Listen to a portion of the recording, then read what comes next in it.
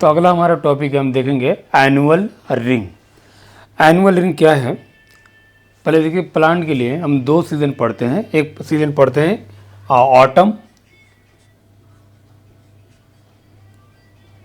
और दूसरा सीज़न पढ़ते हैं स्प्रिंग। तो हम प्लांट के लिए दो सीज़न डिफाइन करते हैं। ऑटम और स्प्रिंग क्या है? तो ऐसे आप याद रखो,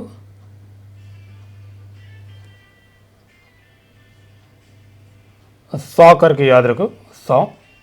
देखिए, समर से जब विंटर की तरफ जाते हैं तो बीच में जो मौसम आता है इसको हम बोलते हैं ऑटम। ऑटम का मतलब पतझड़ का मौसम, जिसमें प्लांट अपनी पत्तियां गिरा देते हैं। उसके बाद अगर हम विंटर से आते हैं समर की तरफ,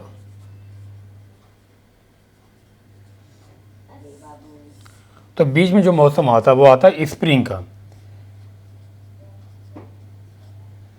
स्प्रिंग का मतलब बाहर का मौसम, जिसके अंदर प्लांट में नई नई पत्तियां बनती हैं।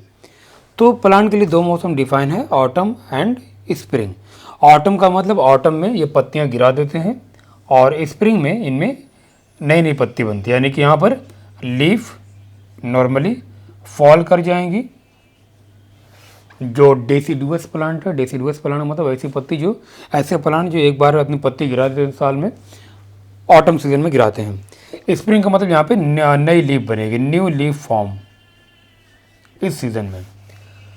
तो एनुअल रिंग क्या है? एनुअल रिंग ऐसा होता है कि ऑटम में जो कैम्बियम की एक्टिविटी होती है वो कुछ अलग होती है, और स्प्रिंग सीजन में इसकी एक्टिविटी कुछ अलग होती है। तो जैसे अगर बात करें कि cambium activity of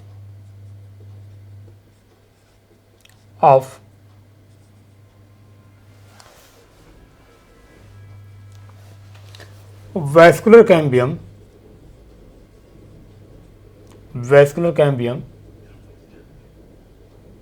is not a uniform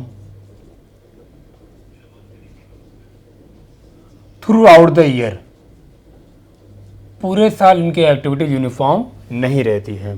तो अगर बात करें ऑटम के अंदर इनकी एक्टिविटी, वैस्कुलर कैम्बियम की एक्टिविटी स्लो होती है, और स्प्रिंग में इनकी एक्टिविटी ज़्यादा होती है। इनकी एक्टिविटी मतलब कि फास्ट होती है। एक्टिविटी स्लो होने का मतलब कि इनमें जाइलम के अंदर जो वेसल बनेगा, वेसल का ल्यूमन नैरो होगा, और स्प्रिंग सीजन के अंदर एक्टिविटी ज़्यादा होने का मतलब कि स्प्रिंग सीजन में जो वुड बनेगी, वुड के अंदर जाइलम में जो वेसल होगी, वेसल का ल्यूमन जो होगा वाइड होगा, मतलब चौड़ा होगा। तो ये जो वुड होगी ये देखने में डार्क कलर की होगी, और ये वाले वुड देखने में लाइट कलर की होगी। तो ऐसा कुछ होगा कि ऑटम में एक्टिविटी स्लो होने का मतलब कि इसमें जाइलम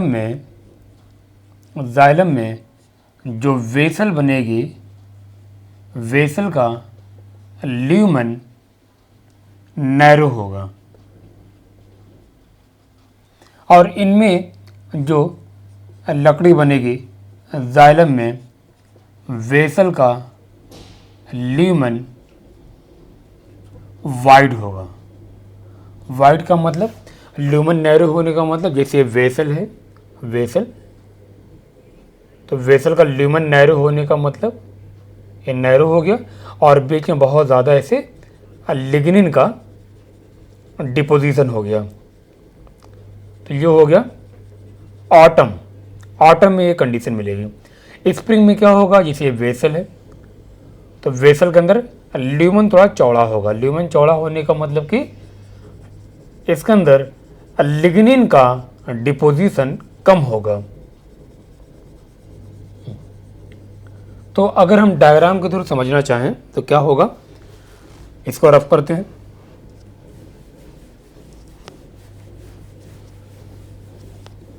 देखिए, जैसे कैम्बियम रिंग, ये वैस्कुलर कैम्बियम,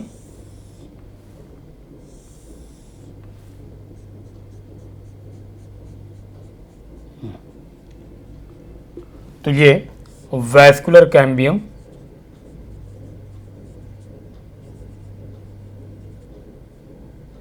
अगर वैस्कुलर कैम्बियम अगर ऑटम में लकड़ी सेकेंडरी जाइलम बनाएगी, ऑटम में मतलब ये वाले सीजन में, तो इसमें क्या होगा, जो सेकेंडरी जाइलम बनेगा, सेकेंडरी जाइलम के अंदर जो वेसल के अंदर जो ल्यूमन होगा, ल्यूमन नैरो होगा।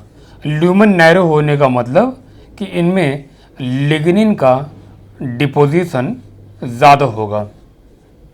तो ऐसा कुछ होगा देखने में।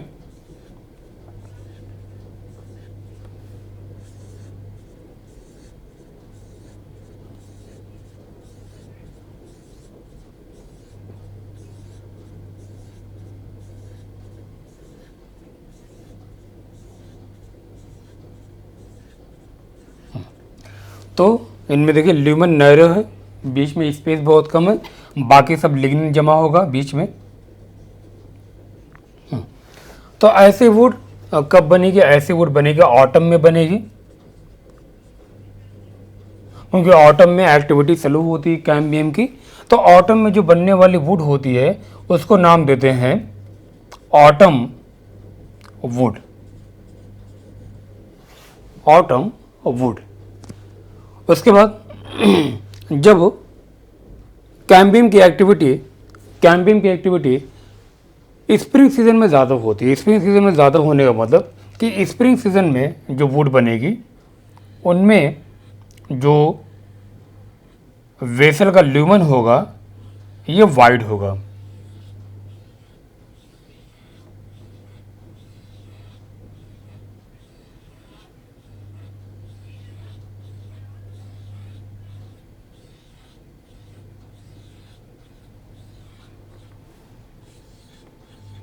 तो स्प्रिंग सीजन में ये बनने वाले सेकेंडरी जाइलम हो गए। सेकेंडरी जाइलम का मतलब वुड, और वुड को बोलते हैं सेकेंडरी जाइलम। तो ये जो लकड़ी है, ये जो जाइलम है, ये स्प्रिंग सीजन में बनेगा ना। तो ये हो जाएगा स्प्रिंग सीजन में, ये कंडीशन आएगी। तो स्प्रिंग सीजन में बनने वाली वुड को नाम देते हैं स्प्रिंग वुड। तो इसके अंदर ल्यूमन कैसा हो जाएगा, वाइड हो जाएगा, और यहाँ पे ल्यूमन नैरो हो जाएगा। स्प्रिंग वुड को एक और नाम देते हैं अर्ली वुड, अर्ली वुड। और ऑटम वुड को एक और नाम देते हैं लेट वुड। तो स्प्रिंग को पहला सीजन मानते हैं और ऑटम को दूसरा सीजन मानते हैं, तो इसलिए इसको बोलेंगे अर्ली वुड और इसको बोलेंगे लेट वुड। तो वो दोनों एक साल में दो मौसम आएगा, ऑटम और स्प्रिंग। तो एक साल में ये दो लेयर बनेंगी, तो ये ऑटम वुड की लेयर और ये स्प्रिंग वुड की लेयर। इन्हीं दोनों लेयर को मिला के नाम देते हैं एनुअल रिंग, एनुअल रिंग। तो ऑटम में ऑटम वुड और स्प्रिंग वुड दोनों को मिला के नाम देते हैं एनुअल रिंग। एनुअल रिंग का मतलब एक साल में ये रिंग बनेंगे, एक ये और एक रेड वाली। तो बात करें एनुअल रिंग, जो ऐसे प्लांट जो जहाँ पे जो टेम्परेट रीजन में, जैसे शिमला वा साइड हो गया, हिमालयन साइड जो है, उस रीजन में एनुअल रिंग ज़्यादा क्लियर बनती है। और ऐसे एरिया जहाँ पर जो सीजनल वेरिएशन उतना क्लियर नहीं होता है, तो वहाँ पे एनुअल रिंग उतनी क्लियर नहीं बनती है। अब देखिए, जैसे अगर हम इमेजिन करना चाहें इसको, जैसे कि ये अगर हम स्टेम बना दें, ये स्टेम हो गया। स्टेम में अब क्या हुआ कि स्टेम में अगर हम बना दें, ये वाला हो जाएगा वैस्कुलर कैम्बियम। तो वैस्कुलर कैम्बियम की चूँकि एक्टिविटी बिल्कुल यूनिफॉर्म नहीं है पूरे साल में, तो ये है वैस्कुलर कैम्बियम, वैस्कुलर कैम्बियम। तो अगर बात करेंगे ऑटम में, तो ऑटम में जो वुड बनेगी, जैसे ऑटम में वुड बन गई ऑटम में, और ये वुड बनी स्प्रिंग में, ये वुड बनी स्प्रिंग में। तो इन दोनों लेयर को मिला के नाम देंगे एनुअल रिंग। एनुअल रिंग का मतलब ये दोनों मिला करके एक साल में बनेगी। एक चीज़ और देख लो आप, जो ऑटम वुड होती है, चूँकि इसके अंदर लिग्निन का डिपोजिशन ज़्यादा होता है, इसलिए जो ऑटम वुड होती है ये डार्क कलर की होती है, नॉर्मली डार्क कलर। और जो स्प्रिंग वुड होती है ये लाइट कलर की होती है, लाइट कलर। तो जैसे अगर बात करें कि जैसे स्प्रिंग वुड हो जाएगी लाइट कलर की और ये हो जाएगी डार्क कलर की, इन दोनों को मिला के नाम दे देंगे एनुअल रिंग। तो ऐसे हम एनुअल रिंग को गिन करके हम प्लांट की एज का पता लगाते हैं, है ना। तो अगर किसी प्लांट में अगर एनुअल रिंग अगर 50 है तो मतलब एज कितनी होगी, 50 साल होगी, लेकिन उतना भी क्लियर दिखाई नहीं देती। इससे हम एक प्लांट की एज का एस्टिमेट लगा सकते हैं, है ना। तो देखिए, तो एनुअल रिंग ज़्यादा क्लियर कहाँ बनती है, जो टेम्परेट रीजन है वहाँ पे ज़्यादा क्लियर बनती है, यानी हिमालय रीजन, यहाँ पे सीजनल वेरिएशन बहुत ज़्यादा शार्प है। तो annual ring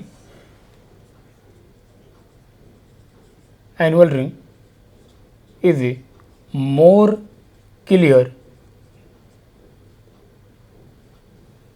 in temperate region। जैसे टेम्परेट रीजन में आ जाएगा हिमालय, ये शिमला आ जाएंगे, शिमला, मनाली, जो हिमालय रीजन है, हिमालय वाले साइड में आते, तो वहाँ पे एनुअल रिंग आपको ज़्यादा क्लियर देखने को मिलेगी। और अगर जो है एक और नाम देखिए, जो एनुअल रिंग को गिन करके प्लांट की एज का पता लगाना, इस स्टडी को नाम देते हैं डेंड्रोक्राइनोलॉजी। तो एक नाम आता है डेंड्रो, अक्सर एग्ज़ाम में, जो पुराने एग्ज़ाम में कोई कहीं के आप देखोगे वहाँ पे नाम पूछे गए हैं, डेंड्रोक्राइनोलॉजी। डेंड्रोक्राइनोलॉजी का मतलब कि एनुअल रिंग को गिन करके प्लांट की एज का एस्टिमेट लगाना। तो इसका मतलब ये हो जाएगा estimation of age of tree by counting the annual ring, है ना। तो ठीक है, तो इसके बारे में इतना सफिशिएंट है। बाकी आपको कोई अगर डाउट होगा तो आप कमेंट सेक्शन में लिखिएगा। और अगर आप हमारे चैनल से जुड़ जाएंगे तो ऐसे बायोलॉजी के जितने भी टॉपिक्स हैं, चाहे 11th के हों चाहे 12th के हों, नीट के पॉइंट ऑफ व्यू से, बोर्ड के पॉइंट ऑफ व्यू से आपके लिए बहुत ज़्यादा हेल्पफुल रहेगा। बाकी आपको कोई डाउट होगा तो आप लिखिएगा, आपको जो टॉपिक चाहिए उसके बारे में लिखिएगा, तो उसके बारे में जो भी कंसेप्ट वाले तरीके से, ताकि आपको रटना न पड़े। जब आप समझ जाएंगे तो एनसीईआरटी, जब एक बार डायग्राम आप समझ लेंगे अच्छे से, फिर आप एनसीईआरटी पढ़ेंगे तो ज़्यादा क्लियर होगा। ओके, चलिए तो फिर हम देखेंगे अपना अगला टॉपिक।